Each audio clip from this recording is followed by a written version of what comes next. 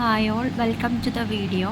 ഇന്ന് നമ്മളിവിടെ ഡിസ്കസ് ചെയ്യാൻ പോകുന്നത് ജിയോഫ്രെ ചോഷറുടെ മെയിൻ വർക്കായിട്ടുള്ള ദ കാൻറ്റംബററി ടൈൽസിൽ നിന്നും എടുത്തിട്ടുള്ള നൺസ് പ്രീസ്റ്റ് ടൈൽ എന്ന് പറയുന്ന സ്റ്റോറിയെ കുറിച്ചിട്ടാണ്.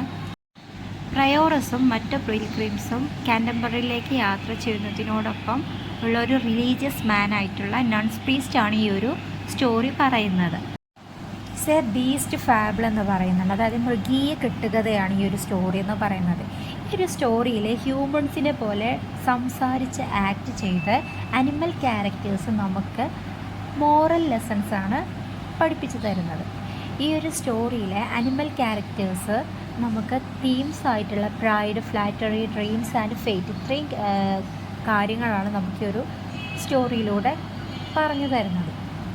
ഇതിലെ മെയിൻ ക്യാരക്ടർ എന്ന് പറയുന്നത് ചാൻഡിഗ്ലിയർ ആണ്. അദ്ദേഹം ഒരു ഹാൻസം റോസ്റ്ററാണ്. അദ്ദേഹത്തിന് ഒരുപാട് വൈഫ്സ് ഉണ്ടെങ്കിലും അദ്ദേഹത്തിൻ്റെ മെയിൻ ഫേവറേറ്റ് ആയിട്ടുള്ള ഹെൻ എന്ന് പറയുന്നത് പെർട്ട്ലോട്ടാണ്. ഈ ഒരു സ്റ്റോറി നടക്കുന്നത് വിഡോസ് ബെന്യാർഡിൽ വെച്ചിട്ടാണ്. ഇതൊരു മോക്ക് ഹീറോയിക് സ്റ്റൈലിലാണ് പറയുന്നത്. അതായത് ഒരു ഓർഡിനറി ഫാം യാർഡ് ആണെങ്കിൽ പോലും ഇതൊരു ഗ്രാൻഡ് ഹീറോയിക് അഡ്വഞ്ചർ ആക്കിയിട്ട് ഈ ഒരു സ്റ്റോറിയിൽ കാണിക്കുകയാണ് ചെയ്യുന്നത്. ഈ ഒരു സ്റ്റോറിയിലൂടെ ചോഷർ കളിയാക്കുകയാണ്. അതായത് മനുഷ്യന്മാരുടെ വീക്ക്നെസ്സുകൾ, അതായത് എന്തൊക്കെ വീക്ക്നെസ്സാണ് മനുഷ്യന്മാർക്കുള്ളത്, അതൊരു ഫണ്ണി രൂപത്തിൽ കാണിക്കുകയാണ് ചെയ്യുന്നത്. അതായത് ഫ്ലാറ്ററി, ട്രസ്റ്റ് ആൻഡ് ഫ്ലാറ്ററിയാണ് മെയിനായിട്ട് അദ്ദേഹം പറയുന്നത്.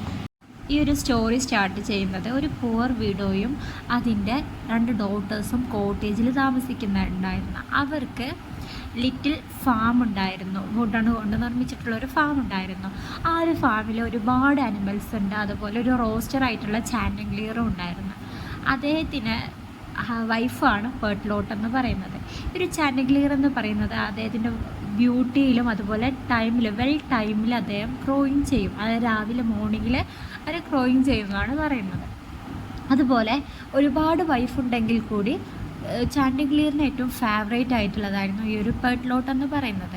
മോർണിംഗിൽ ചാൻഡിഗ്ലിയർ ഗ്രോൺ ചെയ്യാൻ തുടങ്ങി. അതായത് ഇപ്പോൾ ഒരു മാന് നൈറ്റ്മെയർ കണ്ടു കഴിഞ്ഞാൽ, ഒരു ദുസ്വപ്നം കണ്ടു കഴിഞ്ഞ് കഴിഞ്ഞാൽ എങ്ങനെ ഗ്രോണിങ് ചെയ്യും, അതുപോലെ ചാൻഡിഗ്ലിയർ ഗ്രോണിങ് ചെയ്യാൻ തുടങ്ങി.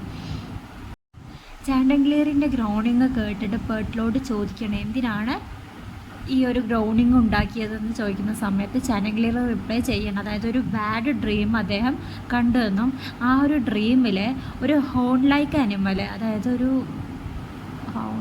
ചാൻഡിഗ്ലിയറിൻ്റെ ഈ ഒരു ഗ്രോണിങ് കേട്ടിട്ട് പെർട്ട്ലോട്ട് ചോദിക്കുകയാണ് എന്തിനാണ് ഇങ്ങനെ ഗ്രോണിങ് ചെയ്തതെന്ന് ചോദിക്കുന്ന സമയത്ത് ചാൻഡിഗ്ലിയർ റിപ്ലൈ ചെയ്യണം. അതായത് അദ്ദേഹം ഒരു ബാഡ് ഡ്രീം കണ്ടതെന്നും ആ ഒരു ഡ്രീമിൽ ഒരു ഹോണ്ടഡ് ലൈക്ക് ആനിമൽ അദ്ദേഹത്തിനെ ബോഡി ഗ്രാസ്പ് ചെയ്യുകയും അദ്ദേഹത്തിനെ കൊല്ലാൻ ശ്രമിക്കുന്നു എന്നുള്ള ഒരു ഡ്രീമായിരുന്നു എന്ന് പറയാണ്.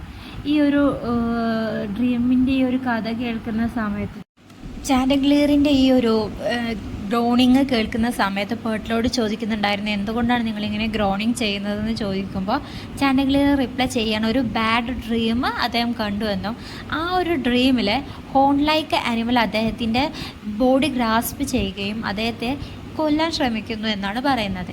ഈ ഒരു ഹോൺ ലൈക്ക് ആനിമൽ ഒരു നിറഭേദം കാണിക്കുന്ന ഒരു അനിമലാണെന്നും ആ ഒരു അനിമലിൻ്റെ ടൈലിലും ഇയേഴ്സിലും ബ്ലാക്ക് ഡോട്ടഡ് ആയിട്ടുള്ള ഒരു സ്ട്രക്ചർ ഉണ്ടെന്നും അദ്ദേഹം പറയുകയാണ്.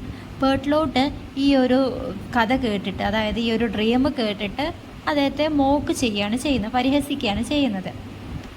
പെർട്ട്ലോട്ട് പറയുകയാണ് അതായത് ഇങ്ങനെ ഈ ഡ്രീം എന്ന് പറയുന്ന അർത്ഥമില്ലാത്തൊരു സംഭവമാണെന്നും അതുപോലെ ഇത്ര ഭീരുവായി കഴിഞ്ഞാൽ അവനോടുള്ള ഒരു ഇംപ്രഷനും ഒരു ലവും അവൾക്ക് ഇല്ലാതായി പോകുമെന്നും പറയുകയാണ് ചെയ്യുന്നത്. ഒരു ദിവസം ചാൻഡിഗ്ലിയർ പാട്ട് പാടിക്കൊണ്ട് നടക്കുന്ന സമയത്ത് ഒരു ഫോക്സിൻ്റെ സൈറ്റിൽ പെട്ട്.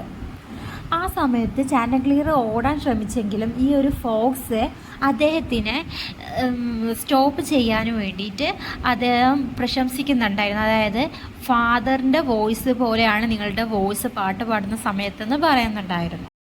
പിന്നീട് ഫോക്സ് പറയുണ്ടായി, അതായത് അദ്ദേഹത്തിൻ്റെ ഫാദർ, ചാൻഡിഗ്ലിയറിൻ്റെ ഫാദർ നെക്ക് സ്ട്രെച്ച് ചെയ്തിട്ട് ഒറ്റക്കാലിൽ നിന്നിട്ടായിരുന്നു പാടുന്നത്.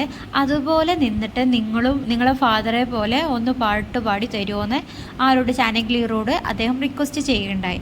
ചാൻഡിഗ്ലിയർ അതുപോലെ നിന്നിട്ട് പാട്ട് പാടാൻ തുടങ്ങുന്നതും ഫോക്സ് വന്നിട്ട് അദ്ദേഹത്തിൻ്റെ നെക്കിലെ പിടിച്ചിട്ട് വുഡിലേക്ക്, അതായത് കാട്ടിലേക്ക് ഓടാൻ തുടങ്ങി. വിഡോയും തൻ്റെ 2 ഡോട്ടേഴ്സും ഈ ഒരു ഫോക്സിനെ ഓടിക്കുന്നുണ്ടായിരുന്നു. അതിൻ്റെ ബാക്കിലൂടെ മറ്റു മനുഷ്യരും അതുപോലെ തന്നെ അനിമൽസും ഇവരെ ഫോളോ ചെയ്ത് പോകുന്നുണ്ടായിരുന്നു. ചാൻഡ്ലിയർ അദ്ദേഹം സംസാരിക്കാൻ തുടങ്ങി. അതായത് അദ്ദേഹം ഫോക്സിനോട് പറയുകയാണ്, അതായത് തന്നെ പിന്തുടരുന്നവരെ ശപിക്കാൻ ഫോക്സിനോട് പറയുമ്പോൾ ഫോക്സ് ഈ ഒരു നിർദ്ദേശം അക്സെപ്റ്റ് ചെയ്തിട്ട് അദ്ദേഹം ശപിക്കാൻ തുടങ്ങുന്ന സമയത്ത് മൗത്ത് ഓപ്പൺ ചെയ്യുമ്പോൾ ചാൻഡ്ലിയർ എന്ത് ചെയ്യുന്നു, വലിയ മരത്തിൻ്റെ മേളിലേക്ക് പറക്കാൻ തുടങ്ങുകയാണ്. ഈ ഒരു സമയത്ത് ഫോക്സ് ഇവരോട് പറയണം, അതായത് താഴേക്ക് ഇറങ്ങി വരാൻ പറയുന്ന സമയത്ത് ചാൻഡ്ലിയർ പറയുന്നുണ്ട്, ഞാൻ ഒരിക്കലും ഫ്ലാറ്റേഴ്സിനെ വിശ്വസിക്കില്ല എന്ന് അദ്ദേഹം പറയുന്നുണ്ടായിരുന്നു. ഇത്രയാണ് ഈ ഒരു സ്റ്റോറിയുടെ സമ്മറി എന്ന് പറയുന്നത്. ഈ ഒരു സ്റ്റോറി ഒരു മൃഗീയ കെട്ടുക, അതായത് ബീസ്റ്റ് ഫാബിളാണ്.